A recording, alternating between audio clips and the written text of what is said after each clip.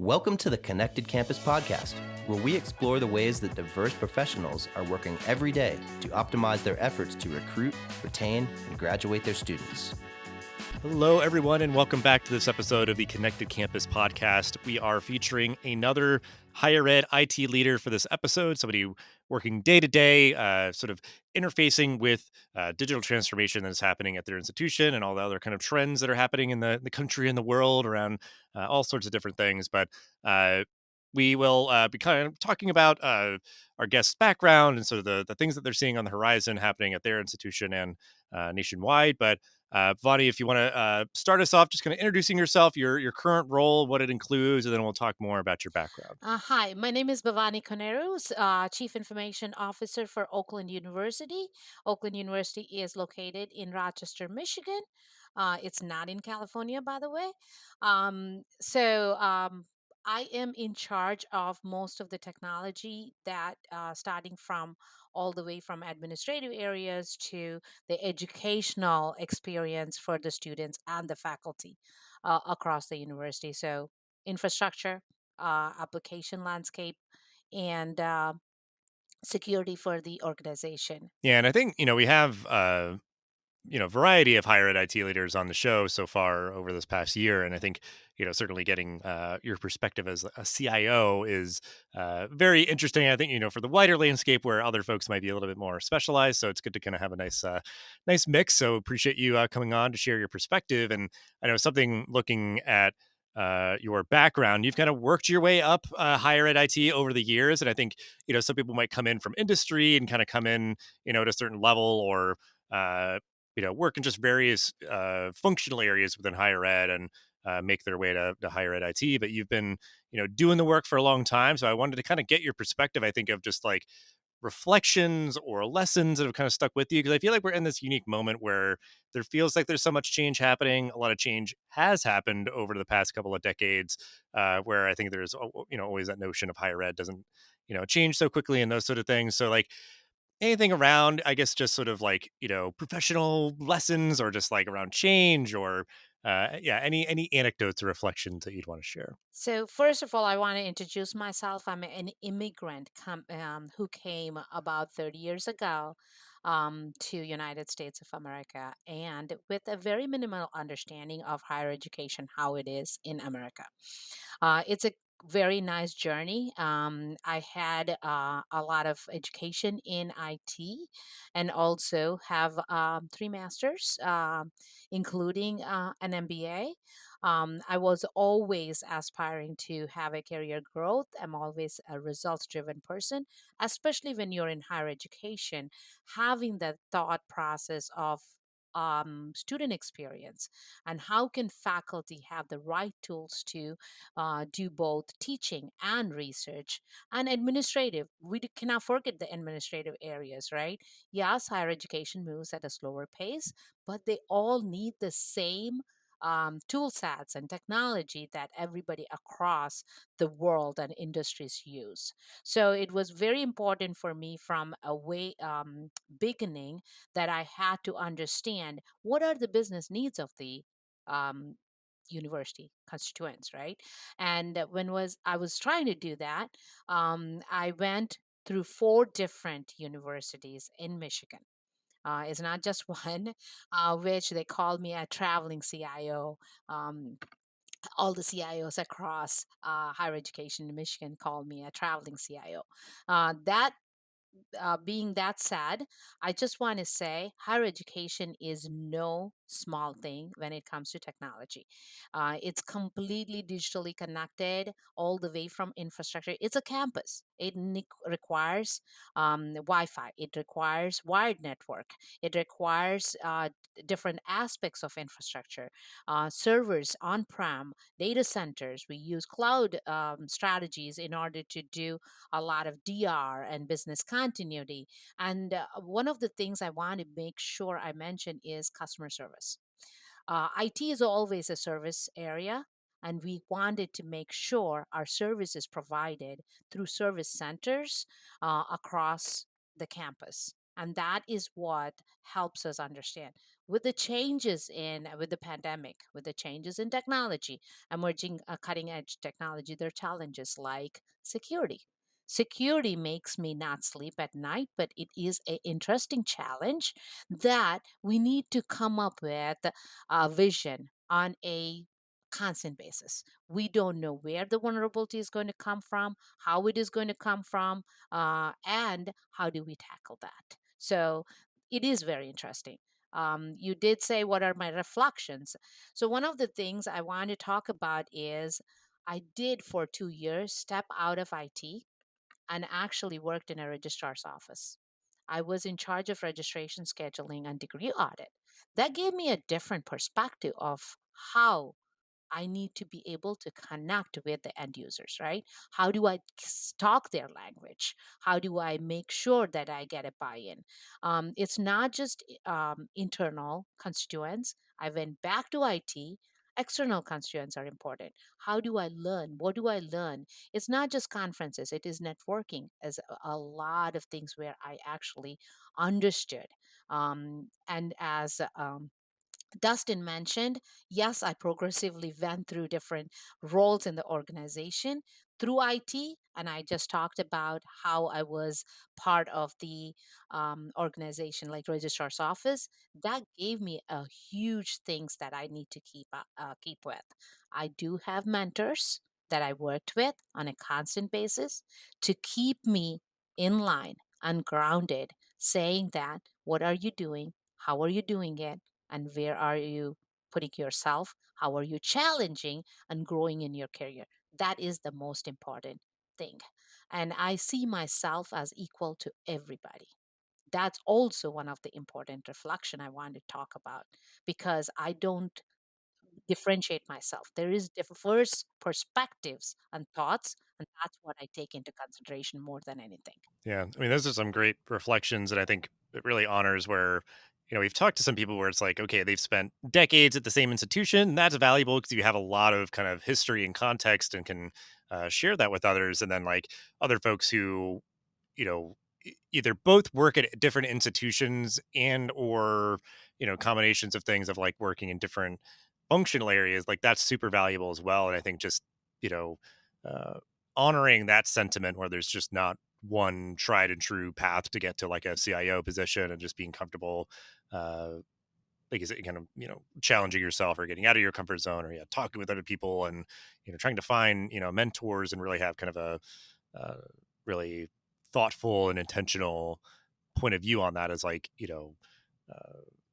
asking good questions or those sort of things. 'Cause, like I feel like that's always something I think about, is like you could be in sort of different spaces and uh at conferences or whatever else, and it's like you know go to that one random session that you're just like, that doesn't really apply to me. It's like you might actually like that, maybe it's the one you're supposed to go to, so you actually like learn something, versus like just going somewhere and you're just sort of like being like, yeah, I know that, yeah, I already know that. It's like, and then talk to folks who are in different areas, and certainly that can happen at your current institution. Conferences can be another good opportunity for that. But yeah, I think really great perspectives, and yeah, just really valuable, I think, to uh, chat with folks like yourself. One, to get your perspective as a CIO, and how that kind of role interfaces with like your institution, and sort of just the trend lines that are happening right now. But then yeah, like the journey to that position.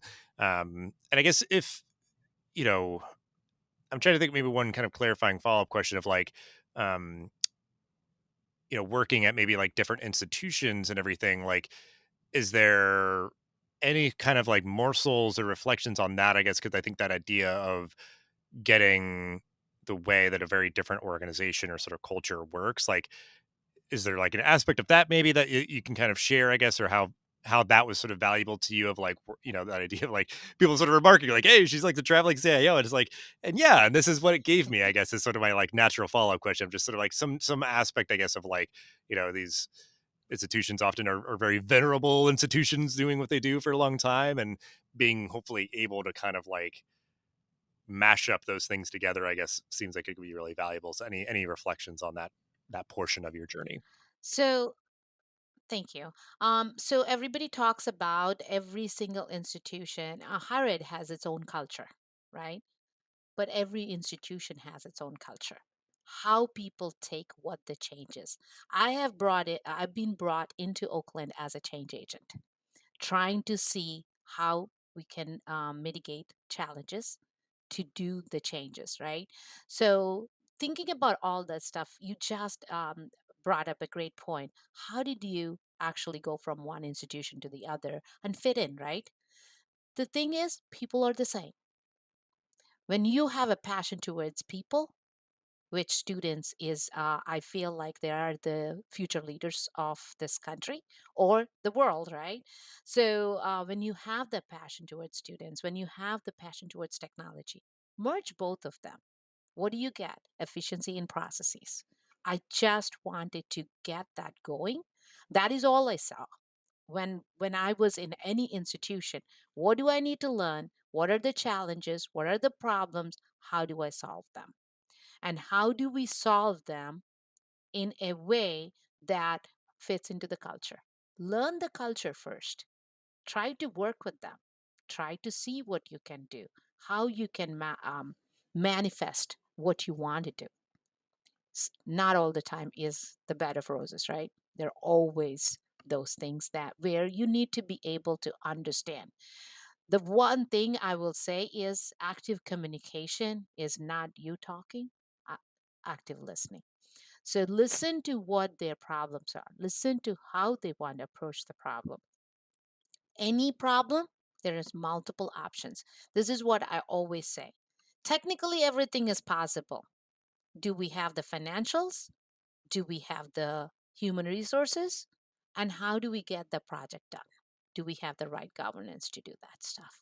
Right? It's so important understanding that if it is not there, we need to start thinking about putting those things together and making it go into the future and start aligning yourself with the business units, creating the vision along with them, collaboration, communities, work with the students. And one of the things I'll say is I'm always results driven. If somebody task was given to me, I need to get that done. A thought leadership is so important, and you will not think that that is what is higher education. Oh, why do you need that kind of thing? You just have to put processes in for efficiency. No, strategically, what is the right thing to do, when is the right thing to do, deciding how to do it is very important. Being patient and trying to understand the culture is super, super important. Yeah, my big takeaway from that, or what you're saying, is just like adaptability, because like that idea is like you would kind of have kind of all those different skill sets or approaches or whatever, and you might know like depending where you are.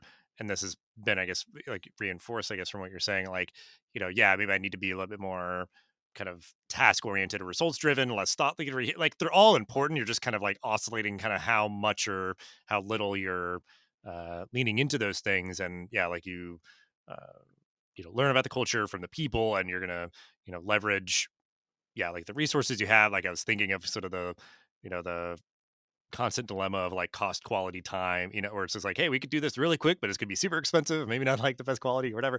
So that idea of like recognizing like, okay, we want to get there, and be realistic about kind of those three, big kind of areas there. But yeah, so I think it's just really good advice, because I think there's probably always that balance of like, people want or maybe crave the kind of simplicity of like, well, all you got to do is just this. This is just like the one answer. It's sort of the, silver bullet, whatever. It's just how it works. But that idea is like, well, the answer is it depends. Like you have to adapt. You have to sort of like adjust and all that kind of, So there is a, you know, simple answer, but it's complex in its simplicity, I guess. Uh, just the way to put it. But so I guess now, kind of moving on, the more kind of like the present moment. So, just kind of the near future, the present, recent past, kind of.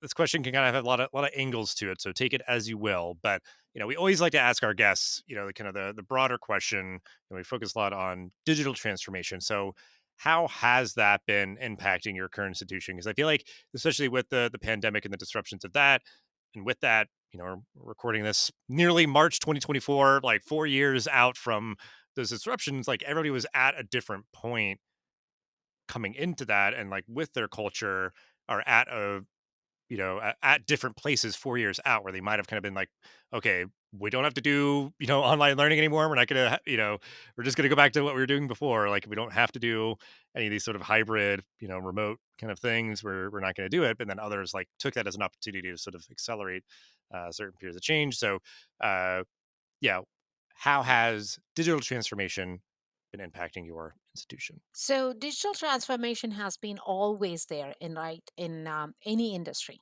right? We are trying to take away from paper-based to paper seamless integrations and into systems. But what did pandemic do? Pandemic just rattled us, right? So everything has changed. Technology has moved so fast that a technology that usually was built in and put in for like 5 years has been put in 5 months, right? So what is that? We just transformed everything in person to online. For a 2 year period. At the same time, we also created those high flex classrooms. We did online. Then we talk about virtual reality, augmented reality labs, simulations. They're still going on. The university is still going through that. We have a 60-40%, 40% online and 60% in person. But now the biggest thing is, how do we actually optimize our space utilization or a campus utilization to do these high flex classes or to do online and combine online and in person classrooms? How do we give the right tools to the faculty? How are they? The biggest problem I see is, we're giving all these tools. Are we training them? The training is a fundamental aspect of it. We just dumped all these tools on faculty, and we need to be able to support them. And we didn't have the infrastructure to do that. Now we are in a constant mode of building that. We're in a constant mode of changing our classrooms, how they are, into high flex classroom, simulation labs. We are multiple VR and AR labs built in. There's a lot of constant change there. Don't forget about administrative areas. There is remote work going on, not just online and remote classes, but also remote work and collaborative tools like Zoom came in. There's other things, but then we do have gateways like portals that we bring in, and we are trying to figure out, how do we have these collaborations tools set up for staff collaboration, for student to student collaboration, student to faculty collaboration, faculty faculty collaborations, and how do we do that stuff? And that is where we are really focusing our all our strengths on. And the biggest thought process is gaining efficiencies, right? Administrative efficiencies. It's a constant battle. What we did 2 years ago is not the same process anymore. So we need to figure out, how do we adapt to the current tool sets, or do we go out, bring a new tool set, and how do we implement faster? We don't have 3 years, 4 years to implement a tool. We have to have done in 3 months, 4 months. What is the capacity planning? How do we do it? An infrastructure. The infrastructure need is not the same. IoT devices is not the same. How do we actually handle all this stuff? How do we actually do mobile learning? How do we personalize learning objectives, right? How do we actually give the tools to the students, and how do they know how to use it? I'm telling you, the students are smart. They know how to use this stuff, and they actually teach the faculty member how to do sometimes, and the employees too. But giving them the right tools, what they are seeing in the world, is very important. And data, let's not forget data. Data is huge. Data is all over the place. One of the biggest challenges usually with the universities is data is in diverse sources. Before the pandemic, some institutions have gone into a warehouse mode or a data collection mode, but there are universities out there, including mine, that we are trying to create that. We are trying to get the KPIs through a data warehouse. We're trying to collect all the data and make sure we actually, for one good reason, is data security. We want to make sure our data is actually captured and secured. The challenges with digital transformation, oh, it's all great, right? Great benefits, but there's huge amounts of challenges. The biggest one is security, online training. How are we training these people to do all the tools? One other thing is digital equity. We are not talking about digital equity at all. That is something that we are working on right now. How do we get the students who are underrepresented get the digital device? There is a huge disparity with equity of digital tools, right? And digital divide is huge. I know even federal government is investing a lot of money on broadband right now, but then we also need to they also recognize that there is a digital divide by devices. They're helping out. Not just federal, but state governments are working on these. And I'm really glad to see that, because the ones that are going to be affected by those are higher education, K to 12, and municipalities and communities. So it's huge. I am so glad that that is happening currently. So, Yeah, definitely a lot of stuff. I mean, I like you. You kind of were very comprehensive in the nature of all the kind of facets of digital transformation. Because yeah, like sometimes it's like online courses and programs kind of sucks a lot of the air out of the room. But then there's so much around, like yeah, like the hardware, the infrastructure, and how are you uh, amplifying like in-person education, maybe through something like a VR or something like that. But and then the idea to me, and that's maybe it'll be kind of my brief follow-up to what you're saying, is that idea of like, especially if you're kind of like fully embracing it, moving forward with, creating sort of like sustainable digital change at your institution, is really thinking about security. Like, how are you allowing for maybe people to work in a hybrid or remote fashion, or students to learn and still have access to, you know, everything that they would have if they were on campus? And then certainly around like stuff like data, if that's sort of becoming a much more, robust sort of uh, having like a more robust data ecosystem, you want that to be like a unsecure system. Like you want to make sure that's like, okay, well, the right person needs to have the right access to the right stuff if we're actually making this like, more stuff available to more people. So I think, we've talked about security with some other folks on the show, and I think it is just one of those things where, yeah, certainly can like keep us up at night and things like you said. But like, what's kind of your philosophy, I guess, on balancing sort of growth and change and evolution and everything while still grounding that in security? so it's very important. Security. Currently, I am working on getting a comprehensive security strategy.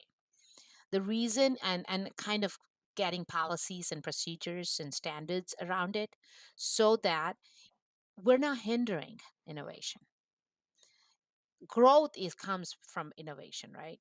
Growth comes from how we're giving what we're giving the students and the faculty and the research community. Being a research institution that is trying to grow its research capabilities, it's very, very important for us to not stifle innovation and technologies that are required to do that stuff. So it's one of the biggest thing is, where do you draw that line? How do you draw that line? Getting the right tools in place, trying to make sure there's a balance between how much we can what is our um, appetite for risk, and making sure where is the innovation going, and trying to strike that line between both of them is so important. So constant change, so people don't realize, once you have the security strategy in place, oh, we're good, we're going to implement these stuff. But no, there is a constant change, because somebody might want me to open doors for something. Then you sit down with them, talk to them about the business reason why, and is there other options, right? So can we do a VPN model in order to have a virtual private network for them to use that stuff? Or how do we actually take care of things? I do not want to implement any security constraint unless I have options to go around it, right? We have always 80/20 rule, but with 80/20 rule, higher education doesn't work as well. Because if 80% actually gets that 20%, think about the research faculty. They can't work with that. So we need to come up with options to help them out and say, hey, how about this? We create let's talk about honeypots. Like in my previous institution, that's what happened. Creating honeypots for cyber programs. You don't want that on your network, but you can actually air gap them and put it as a separate one so that they can do the teaching well. Or you can go into cloud who offers that stuff so that the students are not deprived of what they could be doing. So there's so many options that technology leaders need to look at, and do not say no. I do not like to say no. There's a hard no and a soft no. There's a hard no because I never use that. That's what I'd say.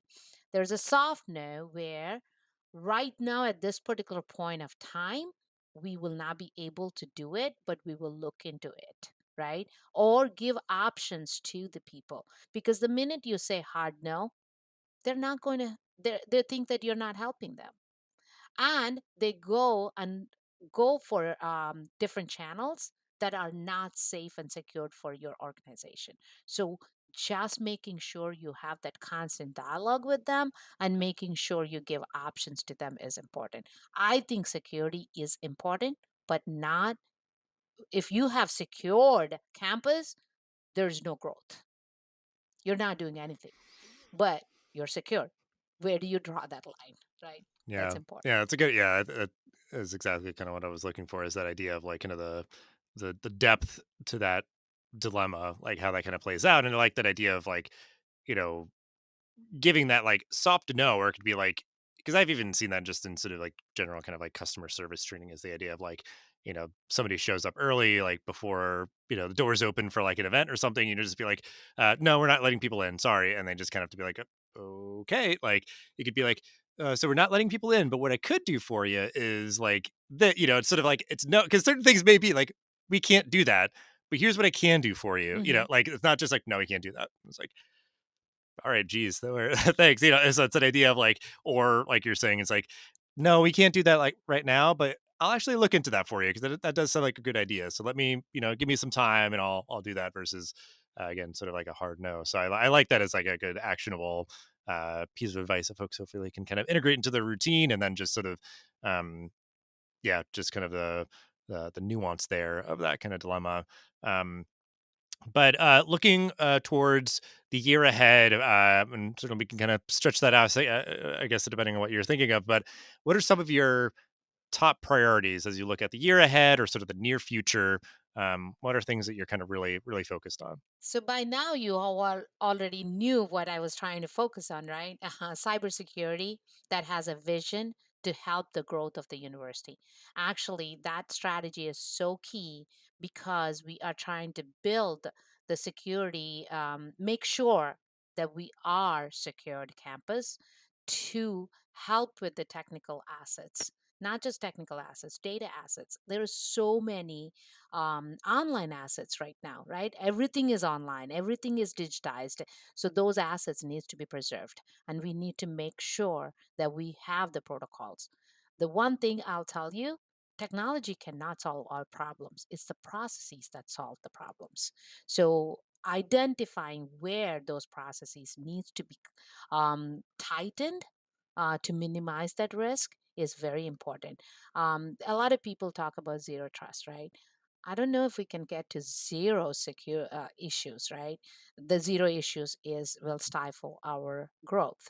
But getting to the point where we can mitigate the risk and get the right tools to prevention is better than cure. To prevent it rather than cure it after the fact. Investigation takes a lot of dollars. So that's one of the biggest thing that I'm planning to work on this year. Governance and compliance is not solidified at our university. So I'm trying to get more bigger strides on making sure that they are more structured and make sure that we are working towards the right things so that we realize the business goals for the organization. satisfying business units, right? Trying to get a help desk, no longer we call help desk, right? Service center built so that people can come to one place for all the services that are required, IT services. I want to own the IT problem across the university. So that is one of the key things. We talked about digital transformation. Digital transformation has started way back. But then there are changes, emerging technologies, cutting edge technologies, high performance computing. There's so many things that are actually changing right now. Getting that IT strategy to make sure all these things are part of it. My I love this. Staff, like the employee and the student support. That is so important, especially student and faculty support, right? What do they need? What are their challenges? Trying to create that pipeline of how they can talk to me about the concerns. One of the things I'm planning to do is every quarter doing a meet the CIO virtually or in person or hybrid, use my own collaborative tools in order to make sure that they come and talk to me. It's going to be not just CIO, it's going to be IT staff as they come in and go, so that they know there is somebody at the back of their problems taking care of it. It's not a black box that they just put in a ticket and it getting resolved, right? We want to show our faces. We want to show we are there to help you. User training is so key, especially the tool sets and the digital transformation we're doing. So that's also one of the things that I'm planning to work on. Yeah, and that's a really interesting perspective because I think what I'm hearing is an undercurrent through all that is like, kind of what you're getting at of like, prevention better than cure. Like, it's just like a proactiveness, that idea of like, we're going to put ourselves out there. We're going to try to like, be really secure and do it in a way that, uh, is maybe being proactive versus reactive, around things. And the idea is like, okay, well, if we train people well enough, like that's going to lessen ticket workload and those sort of things, just a good emphasis there where, yeah, you don't want to have kind of all the bright, shiny new tools and all that, and then just people struggling with them. Because I feel like an anecdote that I always think about with like good technology, good digital tools and different things is like it should feel like it gets out of your way. That idea of it feels like, okay, oh boy, all right, I gotta get, even that idea of like a very like physical experience is like in a classroom, the podium, the computer that's hooked up and all that, like people kind of like I feel like get intimidated by it because it's just kind of sometimes just not intuitively designed or hooked up or like how do I get it on the screen versus whatever, does the sound work. That idea of like how can we enable even physical classroom spaces to be more digitally augmented, that's more like intuitive or user friendly. And um yeah, so I think it's again a very relevant, a very kind of broadly applicable sort of thought process, like a way to guide your strategy is like thinking about the sort of uh proactiveness and um preparation, prevention, just a lot of p words, I guess. But as we wrap up, I like this sort of like the optimistic thing. We'll do our typical question that we wrap up with after this, but just quickly, you know what keeps you excited and motivated for this work? Because I feel like I do just kind of I sense this sort of enthusiasm, like you said, a results driven kind of attitude and everything, which is awesome. But yeah, like what sort of things can I keep you excited and motivated? My passion towards people. I really like to serve people. Really like to. I'm told, "Are you going to work forever?" I said, "Maybe." So the thing is, I have the passion towards people, but students is another passion that I always have. Right. So making sure that students are served better. The technology is also drives my adrenaline rush high up. So it's like I need to get this done. Oh, I heard about a new technology, guys. What are we planning to do? This is what is going to happen. Challenges, problem solving. I grew through enterprise applications my whole career, and I love to solve problems. It could be data, it could be application, it could be anything. Oh, you have that data? How am I going to help you with that? And sometimes my folks go like, Bhavani, you're getting into the weeds. Don't. You are a CIO. You should not be there talking about it. I go like, oh, okay, I'm going to shut up my mouth now. But the thing is, that excites me, really, and trying to talk to people. By the way, building relationships is so much key for me. I like to build relationship internally and externally, but only at the pace of the audience that I am going with, because I don't want to overstep on their toes, or I don't want to retract away from them either, because I want to give them enough of my um, brains or attention or whatever it is, so that they can talk to me. Because I keep telling my folks, well, I know we are all IT, but let's talk English, because we people don't understand us. Unless we talk in English, they're not going to take us seriously because they don't understand. Awareness is important. Not everybody understands it. So I love it. So people go like, Bhavani, I'm having this problem. This person wants this, but we cannot do it. I go like, okay, let me talk to them. I'll set up a meeting. And my calendar is completely full. There are days when I go like, what am I doing? Because I'm working with each individual person at a particular point of time. So these are really, really, and adapting to change. So basically, pandemic really taught me, and I was really passionate during pandemic, because students didn't have any devices to learn. They were sent home, and but teaching has to continue. How do we do this?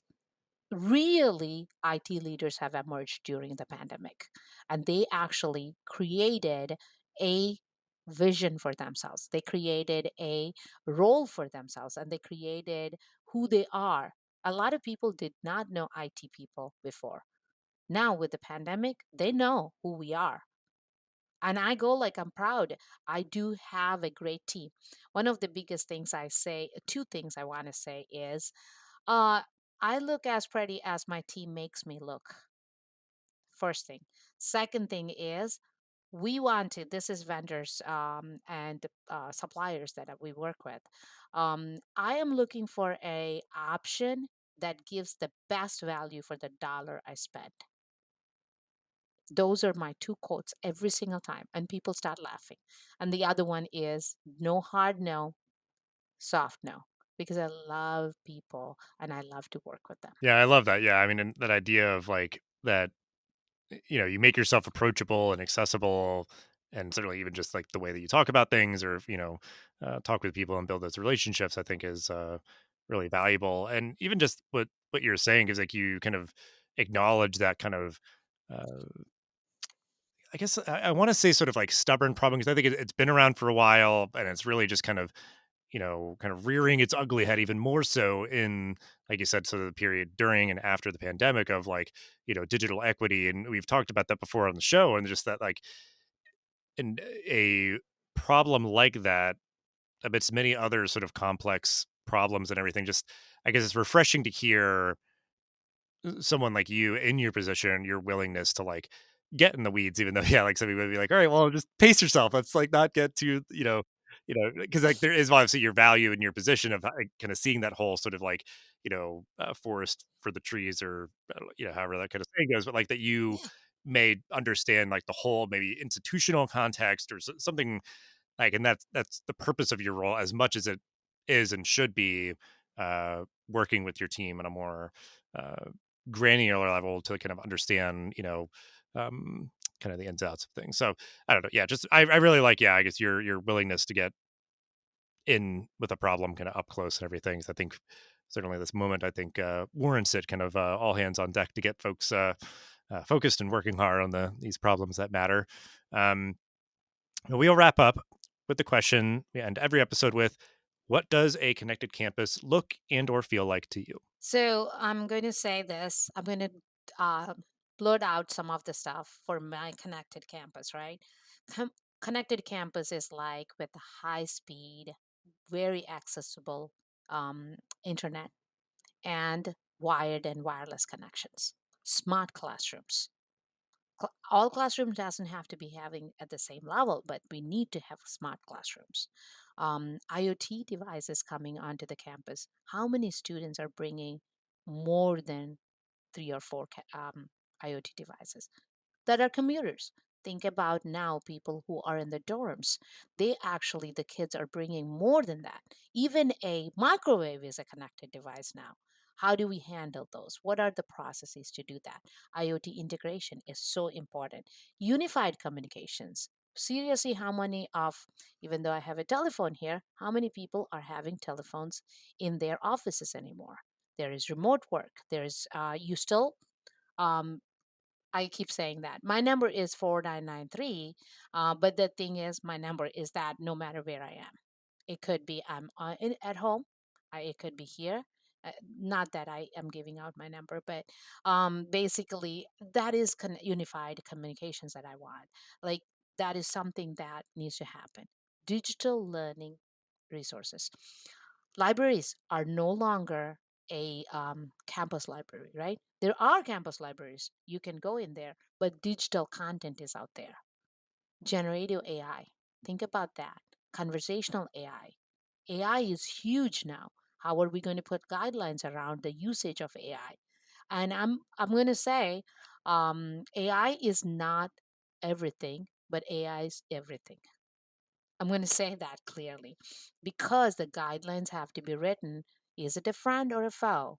Is it how do you use it to make sure you're having your learning and teaching concepts moving forward? Sustainability is huge, right? So most of the campuses now use software to have sustainability going, like the things that they are trying to do. Data analytics for academic success, student success, and operational efficiency. So that's another one. Collaborative spaces. So one of the things that I was going to talk to, and I did not, is people have a class in person, which is a smart classroom. Then they have a online class right in between. Do we have collaborative spaces to help them take that in privacy? And because they have another in person class, where are they going to go? How are we going to create those collaborative spaces?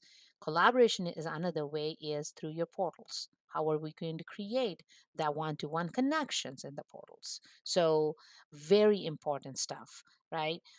Definitely student-centric services using digital transformation, community engagement. We need to also start thinking about community engagement because we are talking about research and everything with innovation, but where is community engagement? How are we helping the community around us in order to make sure that digital equity is going to be there? So that is what I see as a connected. I think I touched most of it, right? That's what I see as a connected campus is. I went to a place where there's a connected city. They even have transportation where there's no driver anymore. They have those things where you can actually have driverless cars go in. I'm not going to that level. Maybe we'll get there too in our campus. We are 1,400 acres in Rochester, Michigan. Means like we might get there one day, right? And maybe we have golf courses on our campus. Maybe we are going to have those golf carts drive themselves so that nobody else have to drive them. So something we can start thinking about and how to move into the next generation. Yeah, that's not something I've partaken in, like, because I think you see a lot of like videos on social media about people riding in driverless cars. I would love for us to get to that point sometime soon, but it's like I don't know if I'm going to be like an early adopter of that necessarily. But yeah, I mean, those are kind of like the things that you have to think about, and kind of what I'm taking away from what you said around like a connected campus is that like it's as much connecting parts of the campus together as it is like connecting the campus to sort of even like the outside, whether it's a commuter student or maybe like just community organization or just other stakeholders, or just that idea of like, okay, we need to make sure that like you're saying, like, well, I've got that office phone, like, I'm here working most of the time. If people want to reach me that way, I'm available. But then if it like is able to forward to whatever number you want, cell phone or whatever else, like that idea that like you like we're talking about with like hybrid or remote work or learning, whatever, that there is the campus. That's kind of one digital ecosystem, but then how does that sort of branch out on maybe just like the individual student level, staff level, faculty level, all those sort of things, and just sort of uh, have it feel as seamless as possible. And I guess, with my words of like, have it all kind of get out of your way. Like you don't have to think about it. It just works. And just, that idea of sort of secure and reliable, or all those kind of things. Yeah, I mean, I think that's really, I think, indicative of this moment is, you know, uh, there's kind of like the traditional core, and it's almost just being like, a lot of that works great. Like, how do we just evolve it and adapt it for the future? Of like that idea of like, nobody use phones anymore. It's like there's still a place for phones. People call each other now still, but like we're just gonna need to like adapt it and evolve it, and make it again a very reliable and secure way to do that. So um yeah, I think really amazing kind of insights and advice and reflections and takeaways for folks, and just really appreciate you hanging out and sharing all you did for this episode. Thank you so much, Dustin. Thanks for listening to The Connected Campus. Please leave a 5-star review for the show and share it so others can discover us. Make sure to also subscribe so you never miss an episode. Thanks again for joining us, and we'll see you in the next episode of The Connected Campus.